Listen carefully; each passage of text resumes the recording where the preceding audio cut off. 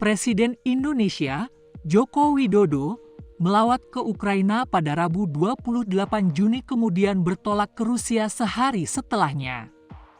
Mengapa dia memilih mengunjungi Kiev terlebih dahulu ketimbang Moskow? Peneliti dari Departemen Hubungan Internasional di Pusat Studi Strategis Internasional, Andrew Mantong, menilai keputusan Jokowi mengunjungi Kiev keberpihakan kepada kedaulatan. Saya pikir Indonesia agak realistis kalau kita lihat runutan agendanya ya. Pertama kita pergi dulu ke G7, kemudian dari G7 kita ke Ukraina, ujar Andrew di Jakarta Pusat pada Jumat 1 Juli. Di Ukraina, Jokowi bertemu Presiden Volodymyr Zelensky. Dalam pertemuan itu orang nomor satu di Indonesia membahas soal prinsip kedaulatan.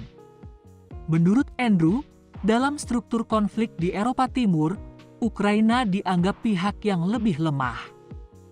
Saya pikir secara implisit itu menunjukkan bahwa keberpihakan kita, Indonesia, kepada kedaulatan. Tidak boleh ada negara yang berdaulat diserang oleh negara yang lebih kuat apapun alasannya, jelas Andrew. Usai bertemu Zelensky, Jokowi mengunjungi Rusia untuk bertemu Presiden Vladimir Putin.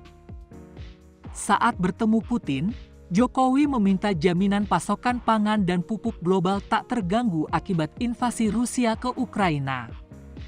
Menurut Jokowi, gangguan pasokan pangan dan pupuk berdampak bagi ratusan juta masyarakat di dunia, terutama di negara berkembang. Selain itu, Jokowi juga menekankan soal dialog terbuka antara dua negara dan perang yang harus segera diakhiri. Sementara itu, Putin menjelaskan soal relasi yang baik yang sudah terjalin lama dengan Indonesia, kerjasama perdagangan, ekonomi, teknik hingga infrastruktur. Andrew menilai dari pernyataan tersebut ada logika yang tercermin terkait bagaimana Indonesia berperan untuk kasus ini. Peneliti itu kemudian berujar, perang, konflik, sila berjalan. Tapi ekonomi juga punya kegentingannya sendiri yang segera harus diselesaikan. Menurut dia, jika pasokan pangan terganggu akan berimbas pada krisis pangan. Krisis ini bisa menyebabkan kekacauan di masyarakat. Kalau pangan tak teratasi, demonstrasi bisa berkembang, oposisi bisa berkembang. Apakah rezim tahan tekanan terhadap oposisi domestik? Tegas Andrew.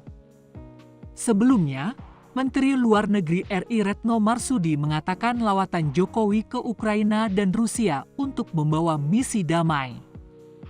Namun, sejumlah pengamat menilai terdapat hal lain yang Jokowi bawa dalam kunjungan itu.